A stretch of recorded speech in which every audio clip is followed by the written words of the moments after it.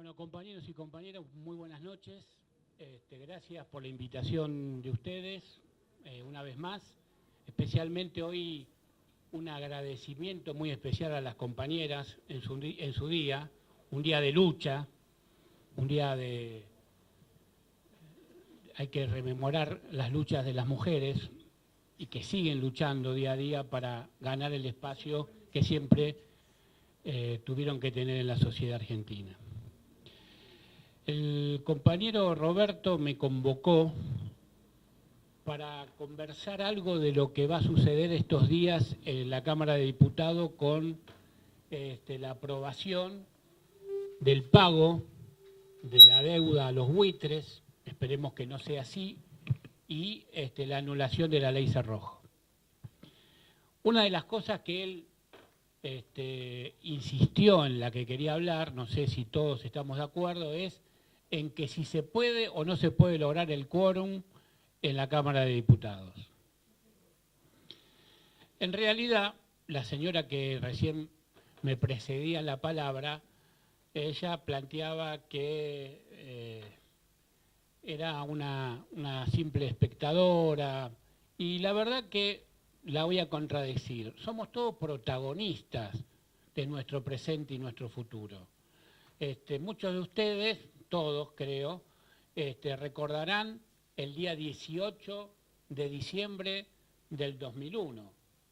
Era el momento más negro de la noche. Dicen que el momento más negro de la noche es 5 minutos antes de amanecer. Y el 19 y 20, la gente, el pueblo, tomando el protagonismo, volteó a un gobierno entregador, que no era solamente el de la Rúa, sino que eran los 10 años anteriores del menemato, todo junto, y ese protagonismo popular llevó a que la Argentina tuviera, a partir del 25 de mayo de 2003, 12 años de crecimiento de un gobierno nacional y popular. Entonces, lo primero que le quiero decir es que nosotros somos los protagonistas, nosotros, todos nosotros, somos los protagonistas del presente y del futuro de nuestro país y de nuestra sociedad. No hay nada mágico, no hay un hombre ni una mujer que sea el único salvador. Si nosotros no acompañamos a nuestros líderes pueden hacer poco, porque necesitan correlación de fuerza, necesitan al pueblo en la calle. Un gobierno popular es al revés de este gobierno. Un gobierno popular quiere al pueblo en la calle apoyando las políticas que él lleva adelante, porque es necesario.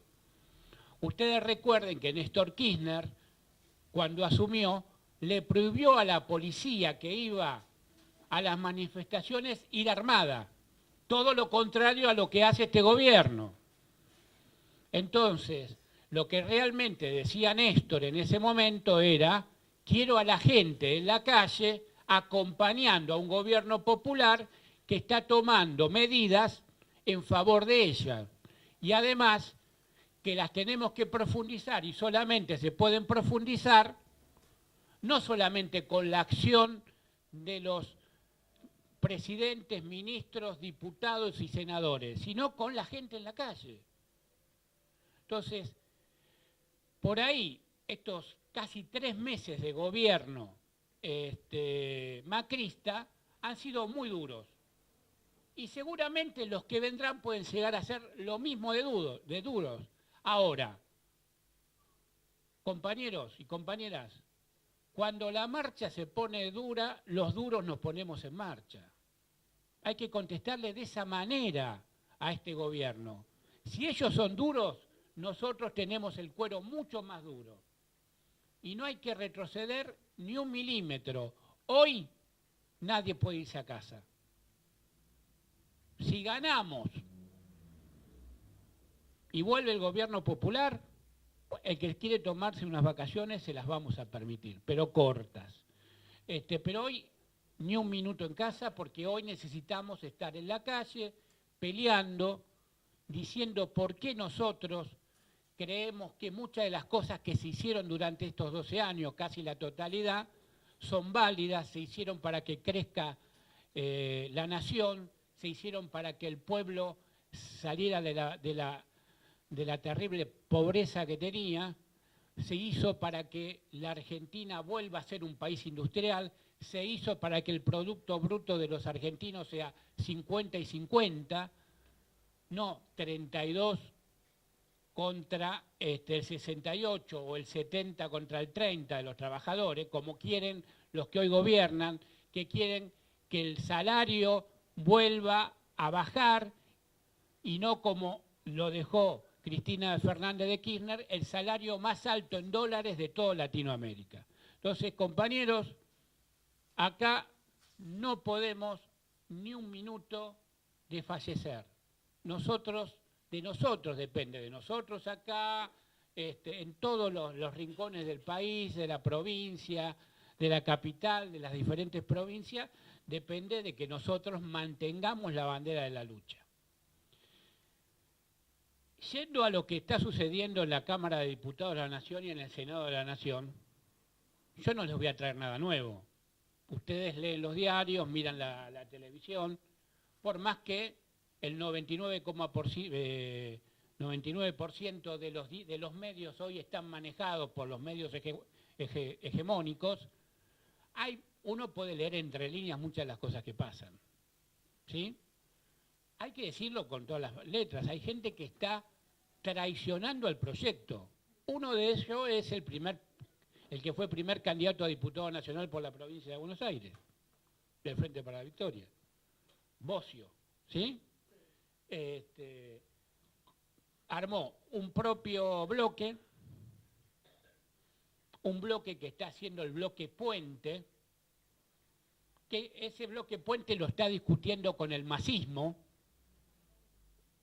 ¿Quién de los dos son el bloque puente para hacer y darle la mayoría en las leyes más de fondo al macrismo?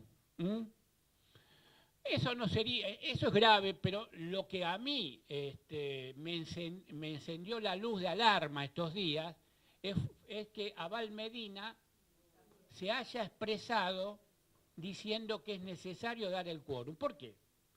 Porque la Cámara de Diputados venía medio empatada y que iba a definir el masismo en todo caso, ¿sí?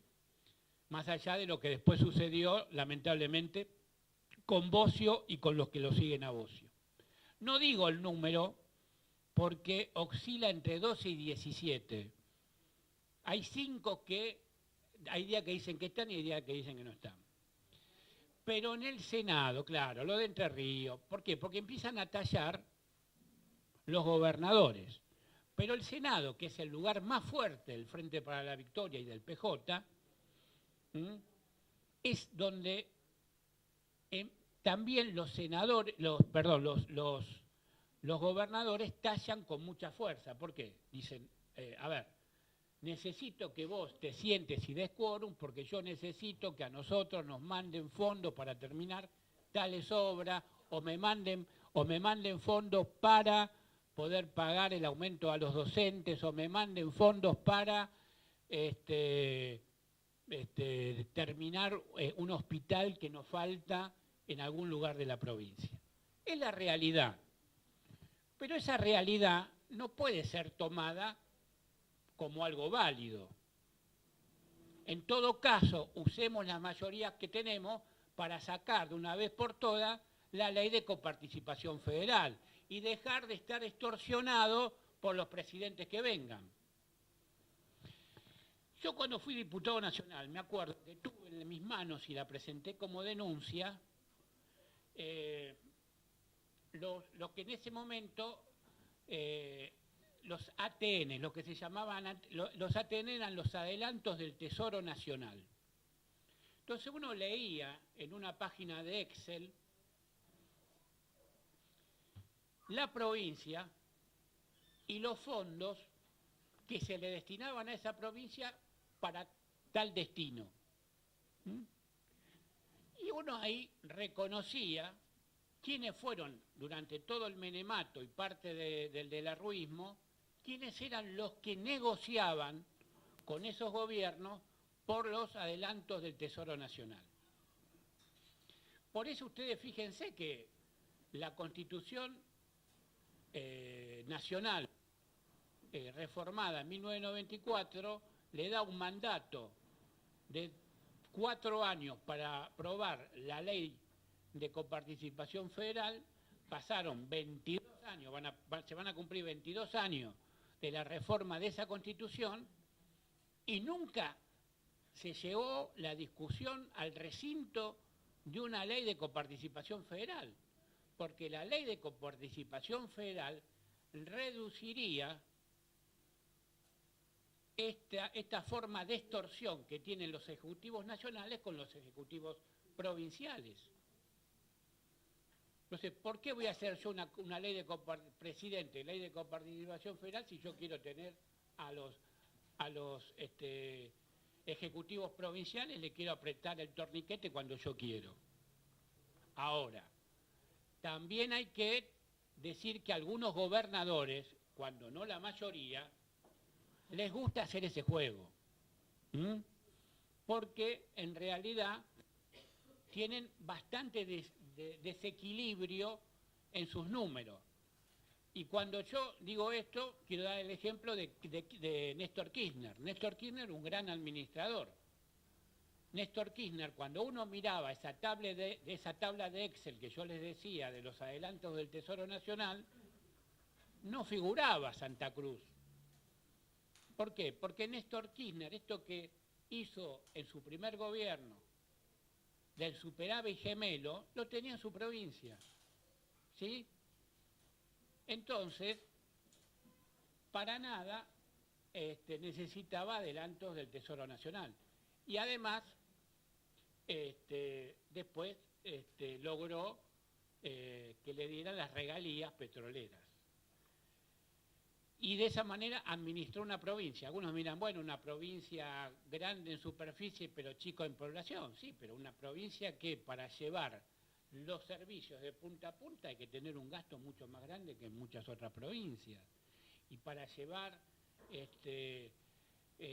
muchos servicios, como son la salud, la educación, es mucho más caro que en provincias más pobladas, que en esta provincia, que es menos poblada, pero con una distancia y una superficie muy grande. Y mucha de esa superficie desértica. Entonces, digo, está bien, hay una forma de extorsión, pero hay algunos que se dejan extorsionar. Es como aquel que dice, te hicieron la cama, sí, pero vos agarraste la almohada y te tiraste a dormir. Esta es la realidad. Bueno, esto es lo que está pasando con algunos gobernadores de provincia de nuestra nación. Vuelvo a repetirle, yo creo que lo de la Cámara de Diputados está casi resuelta, que van a tener quórum, ¿sí? Pero yo para discutir otras cosas que son muy interesantes, acá hay un trabajo de un economista que hoy firma, no sé si vieron la solicitada en página 12. Hoy hay una solicitada en página 12, donde todos los economistas del proyecto, o que adherían al proyecto, o que adhieren al proyecto y que están en contra de este acuerdo, que se llama En defensa de la legislación soberana y el desendeudamiento. Es muy interesante, es cortita, así que es muy interesante. Uno de los firmantes es Horacio Robelli. Horacio Robelli es compañero nuestro hace muchísimos años, fue integrante del equipo de Grispun y después fue director nacional de macroeconomía cuando fue ministro Vudú y Feletti viceministro. Él es del equipo de Feletti. Hace un trabajo sobre la deuda que es interesante porque dice algunos números que por lo menos nos pueden llevar a abrir la discusión con algunos sectores que dicen que en realidad estos 12 años fueron 12 años de despilfarro, de pérdida, de que no hay década ganada. Él se va dice, cuando asume el proceso militar, la deuda era de 7.800 millones de dólares. Cuando termina ese proceso militar, la deuda era de 43.600 millones de dólares. la Argentina estaba en default, defaulteó. Pero defaulteó hasta 1990 cuando vino el Plan Brady. Ustedes saben lo que es el Plan Brady. Plan Brady en realidad lo que llevó adelante, junto al Plan Brady, se llevó adelante las privatizaciones. ¿Por qué? Porque con el Plan Brady compraban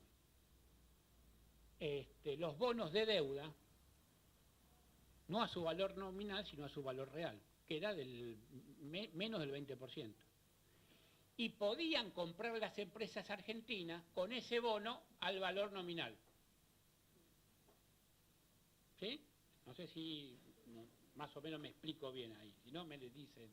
Entonces, que sí, yo compraba un bono a 20 pesos y ese bono lo hacía valer por 100 para comprar una empresa. Ese fue el proceso del Plan Brady. Ahí salimos supuestamente del default. Pero ¿qué pasó? La convertibilidad tenía que tener una reserva muy fuerte en el banco, ¿sí?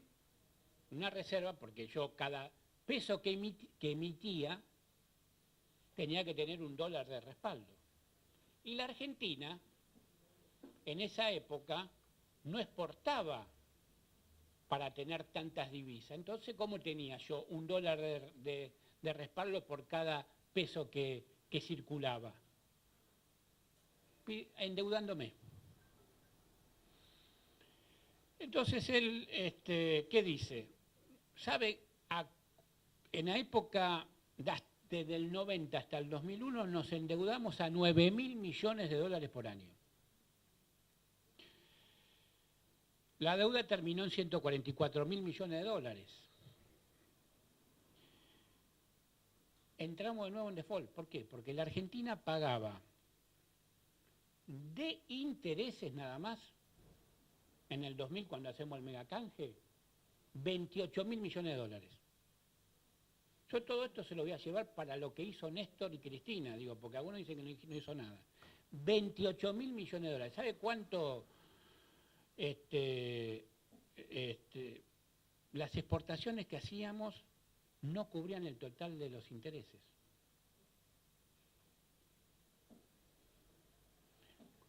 Cuando asume Néstor Kirchner, había de deuda 194.000 millones de dólares. Ustedes dicen, bueno, aparecieron casi 50.000 millones de dólares. ¿Saben por qué? ¿Recuerdan cuando sube Dualde que dice el que compró dólares, el que depositó dólares va a recibir dólares? Bueno, hay una realidad. Eso se llamó el Argendólar. Eso se llamó el Argendólar, ¿sí? La señora me está retando por eso. El Argendólar se llamó. El Argendólar es, yo llevaba 10.000 pesos al banco y le decía, hágame un plazo fijo de 10.000 dólares. Entonces yo me iba del banco con un plazo fijo que decía 10.000 dólares, pero yo le había dejado 10.000 pesos. Eso se llama Argendólar. Sucedió en Europa en la década de los 70, antes de la crisis del petróleo, que era el eurodólar, por eso entraron en crisis. Entonces, en realidad es mentira.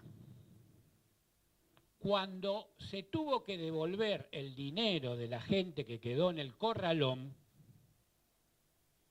se devolvió 1,40 más ser. Ahora, por arriba de un peso o por arriba de $1, ¿quién fue el que puso la plata? El Estado argentino, que fue Dualde, que le dio más de 30.000 millones de dólares a los bancos. Entonces llegamos a tener 191.000 millones de dólares. Estábamos defolteados, seguíamos defolteados.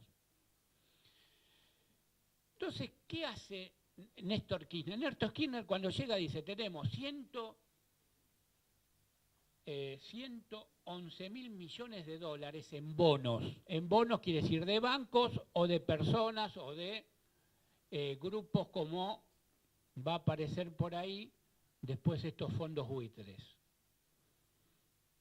Y el resto lo tienen los organismos internacionales. A los organismos internacionales Hay una cláusula que no se le puede rebajar la deuda, no se le puede pedir quita, porque supuestamente, entre comillas, ellos prestan plata cuando el mercado no presta y a bajo costo. Entonces ellos dicen, bueno, si nosotros te prestamos dinero cuando el mercado no presta y te lo prestamos a bajo costo, el costo del dinero es el interés, a bajo costo, vos no me podés venir después a pedir una quita. Entonces, ¿qué hace Néstor? A los que tenían el bono le hacen la propuesta de la quita. Pero yo le quiero contar, porque acá están los números de cómo fueron la quita también, ¿no?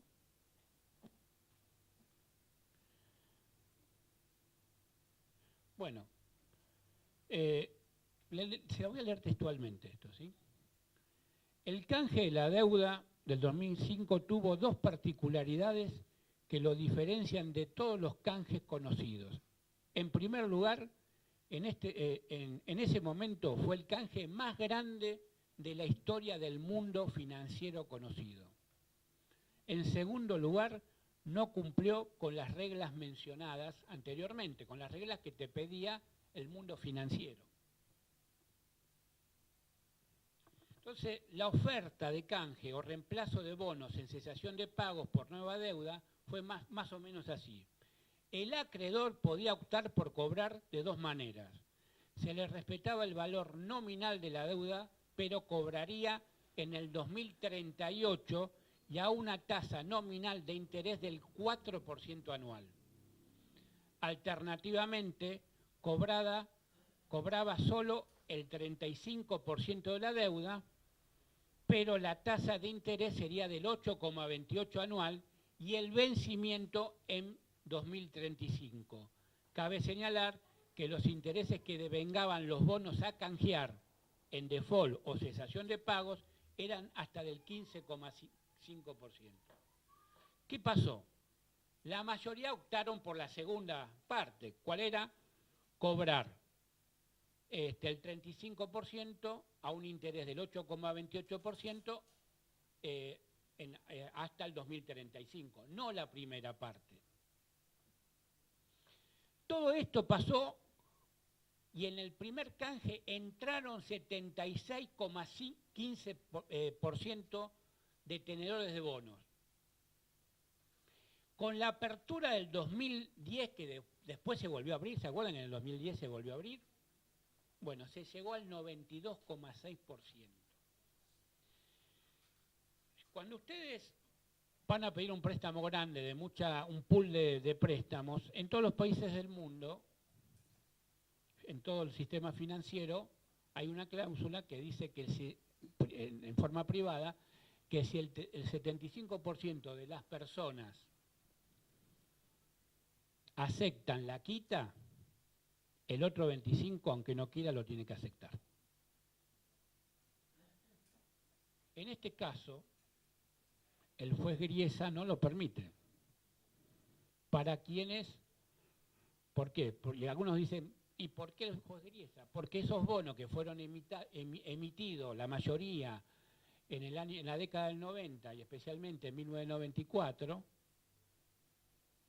pusieron los tribunales de Nueva York como lugar de resolución de conflictos. Pero la Argentina no es que se lanzó así nomás. La Argentina antes le pidió a Griesa en noviembre del 2003 ¿qué haría él si alguien se presentaba a pedir que le pagaran el total de la deuda? Griesa no se expidió en ese momento. Dijo que no era necesario porque no había causa para expedirse. Ya nos estaba diciendo, estoy esperando. Pero el gobierno argentino cumplió con presentarse en noviembre del 2003, antes de hacer el canje, a ver qué decía el juez de los tribunales de Nueva York. Todo esto para contestarle a aquellos que dicen que esto fue aventurismo, fue aventurada la cuestión de salir a hacer el canje como lo hicieron, no fue pensado, fue una salida alocada, de ninguna manera, fue algo muy preparado, muy pensado, con personas que estaban en el sistema financiero. Los organismos internacionales dijeron, el mercado les va a decir que no. Y la Bañas le contestó, se equivocaron, porque en el primer canje el 76,15% dijo que sí. Cuando el otro día Kicillof y Pratt Guy discutían, y Pratt Guy le dice a Kicillof, vos no hablés porque vos fuiste y en 48 horas volviste con el arreglo del Club de París. El Club de París dice muy claramente, como decíamos anteriormente, que no permite ningún tipo de quita. O se paga o no se paga, pero quita ahí no hay. Uno cuando pertenece a ese club ya sabe que es así. Entonces, Kicillof hizo lo que tenía que hacer. El problema que va a hacer Pratt Guy, que es un empleado jerárquico de la banca Morgan. Ese es el problema que tenemos nosotros. ¿Qué va a hacer él ahora? No lo que hizo Kicillof en su momento. Porque en realidad el centro financiero del mundo no es Estados Unidos, sigue siendo Londres. Para muchos creen que el centro financiero del mundo está en Estados Unidos y para mí el centro financiero del mundo sigue siendo Londres. Claro está cómo pone ministros, cómo pone ministro de Hacienda, de Finanzas, no solamente en la Argentina. Esta es la realidad de lo que está pasando hoy en la Argentina, que no está alejada de lo que quieren hacer con el Banco Central. Miren, otra de las cosas, el fallo tiene dos partes relevantes.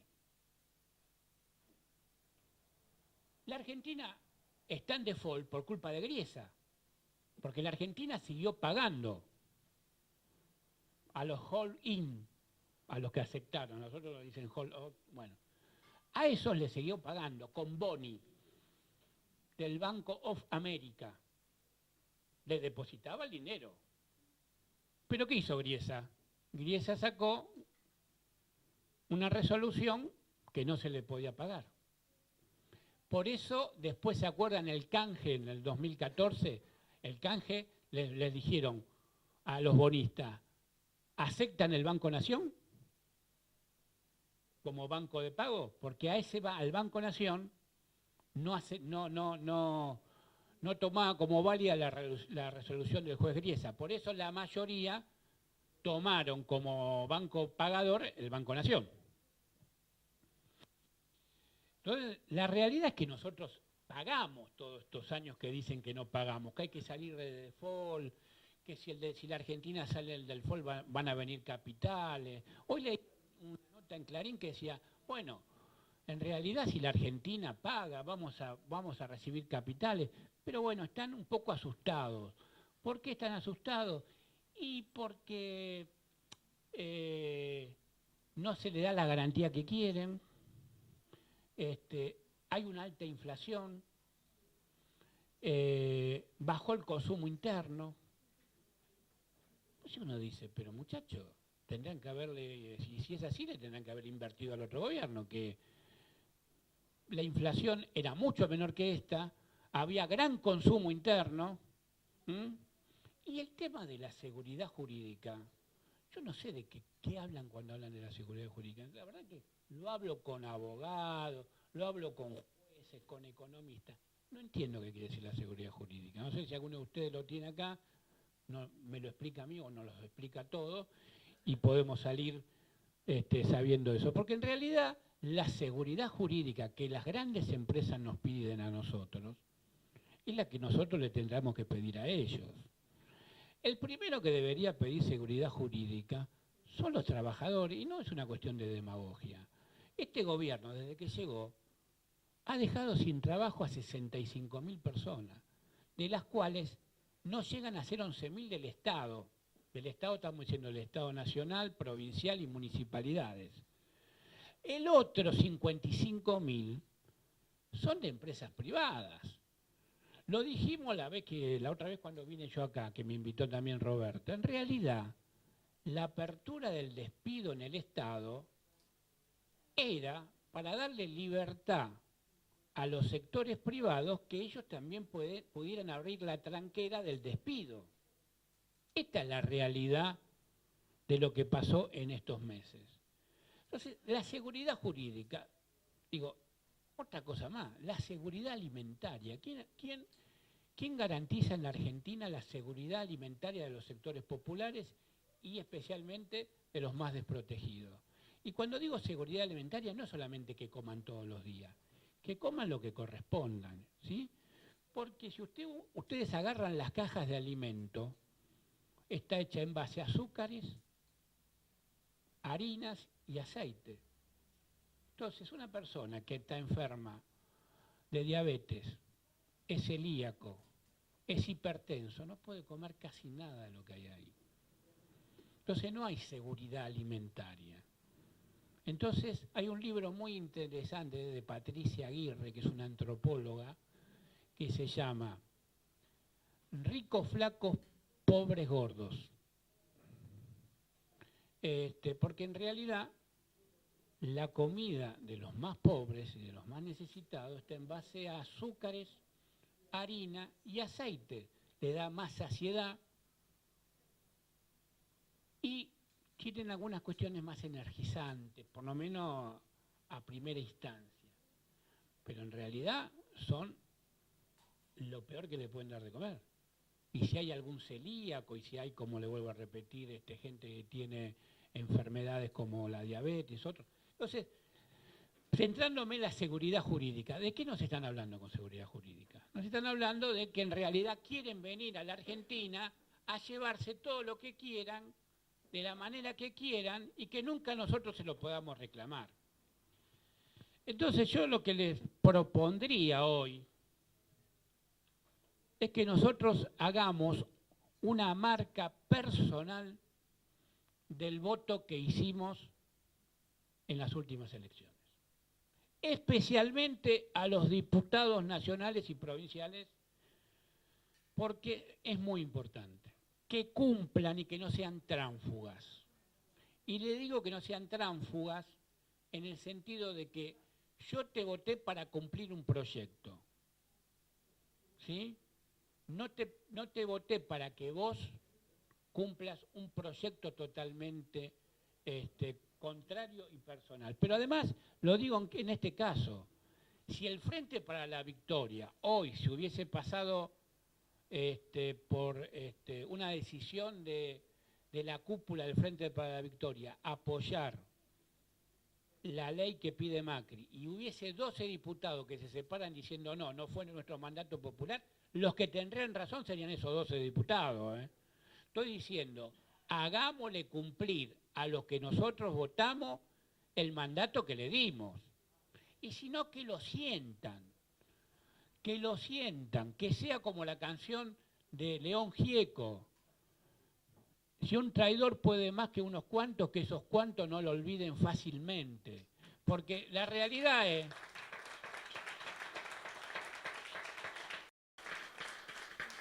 la realidad es que nosotros tenemos sentados en el Parlamento diputados que fueron votados para otra cosa. Pero además, compañeros y compañeras, yo les quiero decir una cosa. El que nació de la UCD va a morir de la UCD. ¿Sí? Y Bocio fue de la UCD, y Massa fue de la UCD, y hoy están demostrando, cuando Cristina le soltó la mano en el sentido de que los cuidaba, los llevaba. A ver, lo que hacía Bocio en el ANSES, que él dice, lo hice yo, no, lo hizo Cristina. Vos eras un peón que iba y cumplía las órdenes que te daba Cristina y que te daba Néstor en su momento. Digo, empecemos a decir esas cosas como son. Pero él, que nació de la UCD, hoy volvió a ser de la UCD, aunque no esté más la UCD. Porque vota las políticas que defendía la UCD en su momento. Entonces esas cosas también tenemos que ir anotándolas en un listadito, porque nosotros más temprano que tarde vamos a volver al gobierno. Más temprano que tarde vamos a volver al gobierno. ¿Sí? Porque en realidad, los que llevan adelante los proyectos o las necesidades de los pueblos son los movimientos nacionales. ¿Sí? Este año se cumplen 100 años del primer gobierno popular en Argentina votado, que fue el de Irigoyen. A Irigoyen, cuando lo echaron en el 30, le dijeron de todo, le hacían el diario, era viejo. En realidad lo echaron porque Irigoyen asumió sin mayoría en la Cámara de Diputados y menos la de senadores. Para lograr la mayoría en el Senado tardó 8 años. En diputados, cuando iba a lograr la mayoría en el Senado e iban a hacerse un montón de sus leyes aprobadas, por ejemplo, en la nacionalización del petróleo y muchas más, ¿saben por qué lo voltean un 6 de septiembre? Porque el día 7 de septiembre había elecciones en San Juan y en Mendoza y ya estaba pronosticado que los 4 senadores, 2 por cada provincia, iban a ser irigoyenistas y a partir de ese momento iba a tener mayoría en el Senado. Y por eso le dieron el golpe de Estado. ¿Qué porque estaba viejo? ¿Qué porque le hacían un diario? Si yo le hago un diario a un presidente, no lo volteo nunca, si va a hacer lo que yo digo.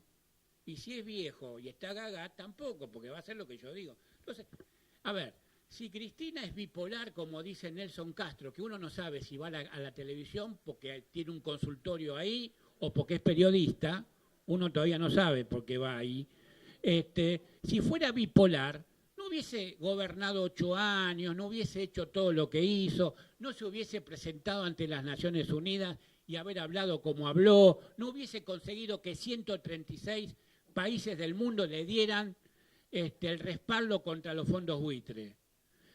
Tenía 2 cosas: defender un proyecto popular y ser mujer. Lo tenemos que decir hoy en el Día de la Mujer. Ser mujer. No se bancaban que presidiera la nación una mujer. Algunos dirán, ya la voy a... María Estela Martínez de Perón, con todo el respeto, la verdad que no estaba en condiciones de serlo. Como no tuvieron muchos hombres en condiciones de ser presidente. Pero ella, que estaba en condiciones, un cuadro político excepcional, no se bancaban que una mujer fuera presidenta y defendiera los proyectos que defendía. Entonces, en realidad era bipolar, no sé cuántas cosas más, cuántas enfermedades tenía. Nelson Castro te puede pronosticar viéndote por televisión, un fenómeno de la medicina. Entonces, la realidad pasa por esos lugares. La realidad pasa porque todos los días nos van a golpear desde los medios de comunicación para que nosotros bajemos los brazos y nos vayamos a casa y digamos, bueno, perdimos, tenemos 12 años de gobierno macrista, estamos derrotados, nosotros no lo vamos a ver, por ahí otro gobierno como el de Néstor y Cristina lo van a ver nuestros nietos. No, lo vamos a ver nosotros, lo vamos a ver rápido, vamos a estar en la calle, vamos a caminar, vamos a estar con los compañeros en cada uno de su lucha. Yo escribí en un Twitter el día de la movilización de ATE, vayamos todos, seamos o no seamos de ATE, recordemos lo que pasó con los ferroviarios en los 90, cuando los dejamos solos, les cerraron el 75% de las líneas férreas, no a ellos que perdieron el trabajo y a todos nosotros que perdimos la conectividad del país y además le dejamos consolidar un proyecto por 10 años. Gracias a Dios, nunca hubo una marcha de ATE tan grande como la del otro día, más de 60.000 personas. Esto está diciendo que la respuesta de los sectores populares todavía está vigente y va a estar vigente para enfrentar a este gobierno. Nosotros tenemos que tener muy en claro esas cosas. Ojo que hoy tenemos que estar espalda con espalda. La suerte de mi vecino, de mi compañero de trabajo, es mi suerte. Si a él lo despiden, dentro de poco tiempo vienen por mí. Si al vecino de al lado le va mal, porque no puede pagar más el alquiler o tiene problemas para mandar, me va a venir a mí. Entonces, lo que nosotros tenemos que hacer es redoblar la militancia, la movilización y la solidaridad. Ser muy solidarios con el que tenemos al lado. Porque es la única manera de vencer esta mentira mediática que sin ninguna duda se va a quebrar porque no la van a poder sostener tanto tiempo. Es insostenible que quieran hacer una modernidad del Estado y ese ministro nombra a la mujer, que Pinedo nombre de director en el Senado después de echar a 2.000 personas, un hermano de él, y así sucesivamente, Es insostenible esta cuestión que está llevando adelante el macrismo. No se puede hacer un país con el 80% de la población afuera. ¿Saben por qué no se puede hacer? Porque primero ya lo quiso hacer Menem y de la Rúa y no le salió. Lo quiso hacer el proceso militar con las armas y no lo pudo llevar adelante. Nos costó mucha sangre, pero le ganamos al proceso militar. Y recuperamos la democracia.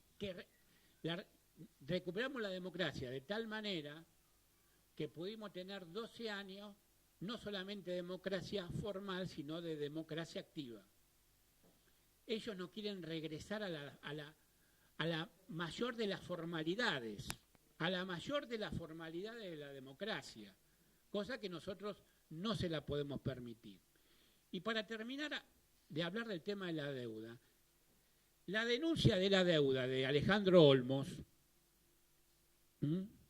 que es la que tendríamos que retomar, compañeros y compañeras, y decir que el presidente del Banco de la Nación Argentina, ¿sí?, actual, Melconian, está procesado en la causa de la deuda. Y si él dice, esa causa no está más vigente, sí, pero porque proscribió, doctor. Usted no fue sobreseído. Usted fue culpable y sigue siendo culpable. La causa está en manos de la Cámara de Diputados, que nunca la tomó, la tomaron muy pocos diputados de ellos, pero usted sigue siendo culpable. Usted nunca fue sobreseído de la causa. Usted no se ajustó a derecho, se presentó y demostró que era inocente. No, todo lo contrario.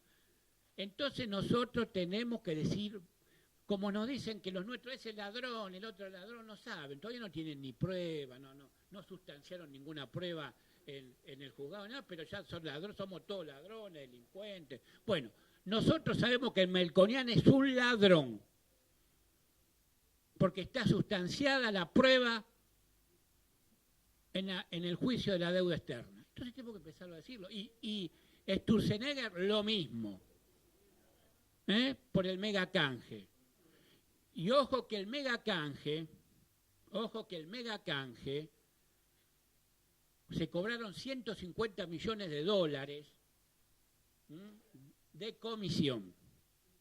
Y por ahí está Daniel Mars, que ayer fue a disertar, que es un lobista profesional que viene de la época del proceso, estuvo en la época de Alfonsín, de Menem y en la época de la Rúa.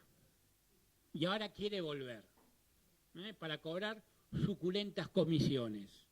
Porque ellos no van en bien de los fines sociales y públicos de la nación. Van a buscar sus intereses, que son muy altos.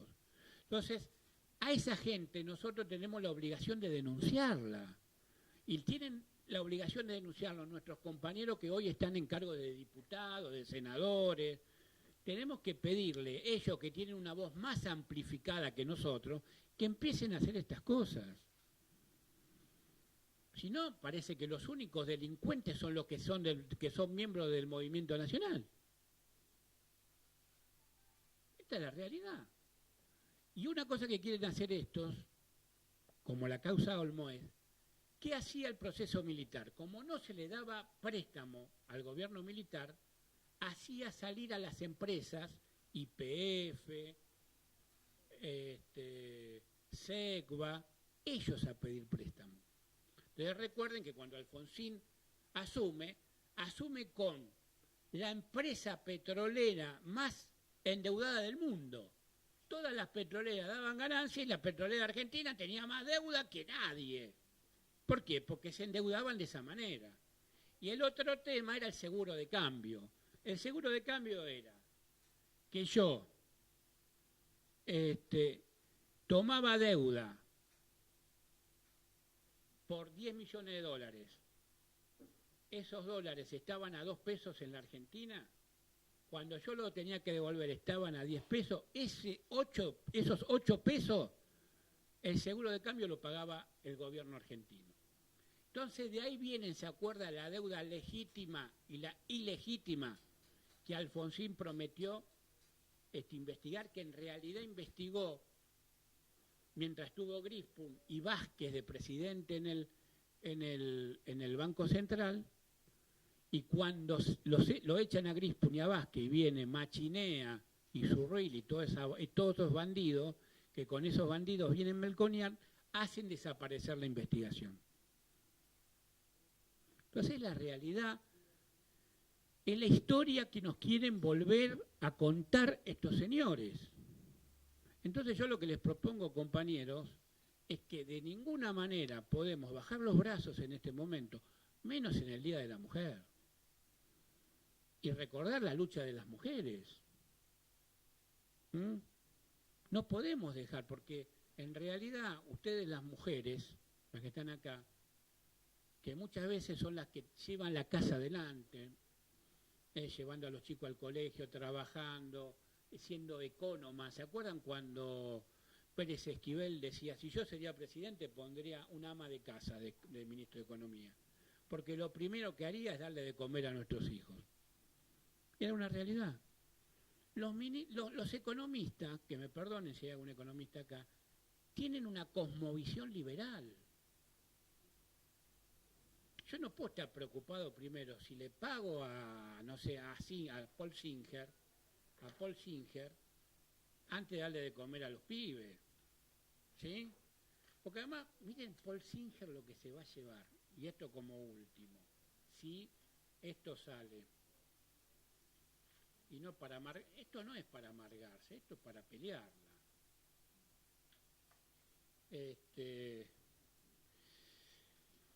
Bueno, entonces yo le propuse acá a Roberto que lo traigan a Robelli, porque Robelli es un economista muy interesante en estos temas.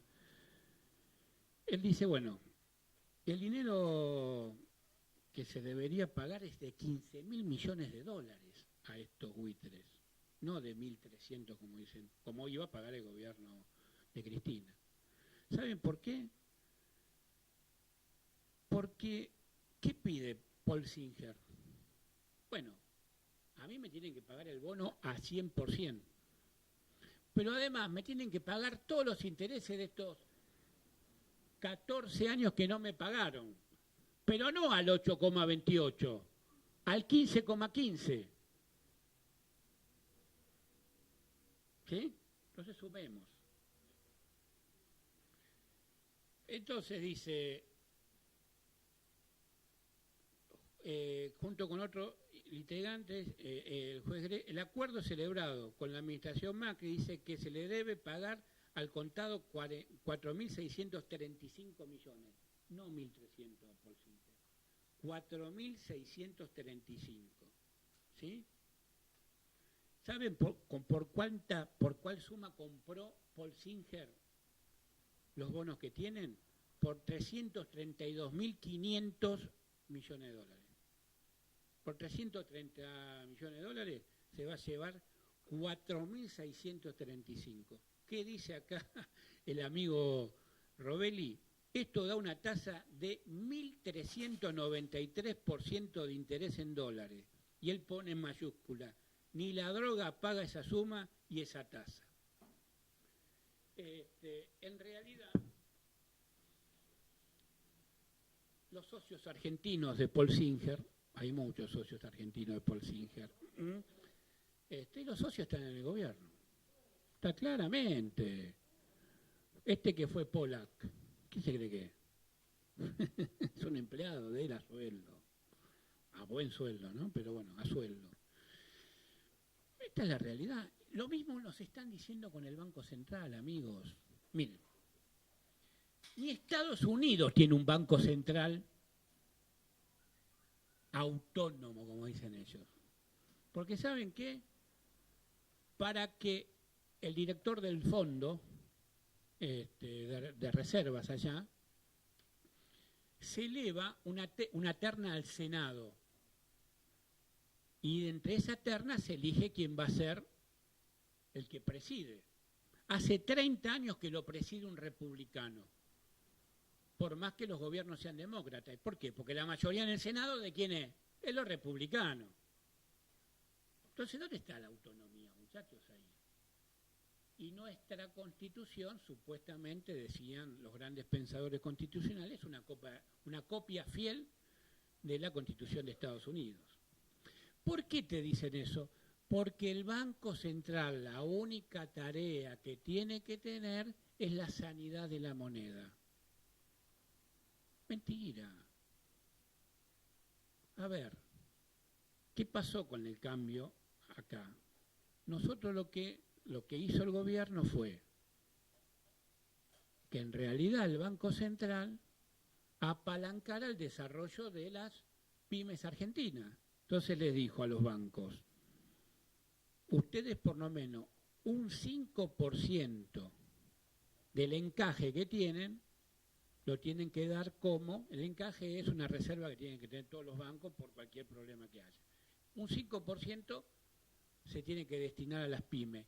Y del 50% de los préstamos que dan, tienen que ir a las pymes. Porque acá dice muy bien Robelli, esta cuestión monetaria, que el Banco Central cuide, que no haya inflación y que la moneda sea sana, es mentira. ¿Por qué? Porque la deuda argentina no es por emisión. ¿Viste? ¿Vio que dicen todos los liberales? El problema es que se emite mucha plata acá. Miren, yo estuve en una reunión con Blecher. Éramos 3 personas nada más, el año 2002. La otra persona, que no les puedo decir quién fue, le preguntó. Blecher era el presidente del Banco de Londres en ese momento. Dice, el circulante es todo lo que tenemos en el bolsillo, más el M1 y el M2, que es lo que tenemos en caja de ahorro, en cuenta corriente y en plazo. Y algunos dicen que también lo de plazo fijo, otros no, pero todo. Todo eso es el circulante. En la Argentina, ahora debe ser el 25% del PBI. Entonces la otra persona le preguntó, ¿y por qué en los grandes países desarrollados es el 100% del PBI? Entonces Blecher se quedó duro. Dijo, hoy sí, pero ¿saben qué pasa? En la Argentina, si nosotros dejamos que el 100%, que el circulante sea el 100% del PBI, van a salir corriendo a comprar dólares. Cosa que podemos discutirla, porque hay acá una conciencia del argentino de correr a comprar dólares. Pero en realidad, el problema no es la emisión. El problema, ¿saben cuál es? En la oferta y la demanda en este país. Los que tienen consolidado un pedazo del mercado, las empresas monopólicas, Terrabus y Arcor, La Serenísima, Molino, cuando nosotros tenemos dinero para comprar y salimos a comprar, ¿ellos qué hacen? Nos restringen la oferta. En vez de mandar al almacenero enfrente 20 paquetes de fideo, le mandan 10. Pero hay 30 personas que quieren comprar fideo. Entonces, ¿qué hace? Aumenta el fideo porque dice, viste, hay más demanda, hay que aumentar. La inflación en Argentina fue siempre por eso. No fue por la emisión de dinero. Entonces, digamos las cosas como son también, porque si no es, muchacho, todo es el verso de la emisión del dinero, el verso de la inflación, es porque se restringe la oferta. Los que tienen la oportunidad de manejar el mercado de esa manera, de restringir la oferta, te la restringen un tiempo. Entonces vos empezás a buscar fideo de primera marca, porque tenés la plata en el bolsillo para decir, quiero comprar fideo de primera marca, o quiero comprar, no sé, algún electrodoméstico nacional. El que maneja esa porción te restringe la oferta. Entonces, como vos querés insistir, Bueno, valía 10, 13 pesos. Te lo subí un 30%. Págalo. Y otra cosa como último, y los dejo hablar porque veo que ya muchos están yendo. El otro tema es, nunca nadie pide, acá hay una ley que se llama la matriz de insumo-consumo. ¿Qué es eso? Un auto. Esmata le dicen que le van a... Esmata está peleando por el 40% de aumento. El salario del trabajador, ¿cuánto incide en el precio del auto? No llega al 3%. Y te lo estoy dando como mucho el 3%, si hacemos la matriz de insumo-consumo. ¿Qué quieren hacer las terminales? Y bueno, me aumento un 40%, yo le aumento un 40%. No, si te incide nada más que un 3%. En todo caso, aumentarle el 3%. Ahora, pero cuando se lo piden, tráigame la matriz de insumo-consumo, así todos sabemos, se aumenta la mano de obra tanto, se aumenta la siderúrgica, cuánto le va, se aumentan los repuestos, cuánto es, ¿me entiendes? O los fideos, si me aumenta el cereal tanto, si me aumenta el trigo tanto, si me aumenta la mano de obra. Nadie te quiere dar la matriz de insumo-consumo porque ahí está la verdad. Ahí está la verdad. Bueno, si alguno me quiere hacer alguna pregunta o decir algo, cosas, yo.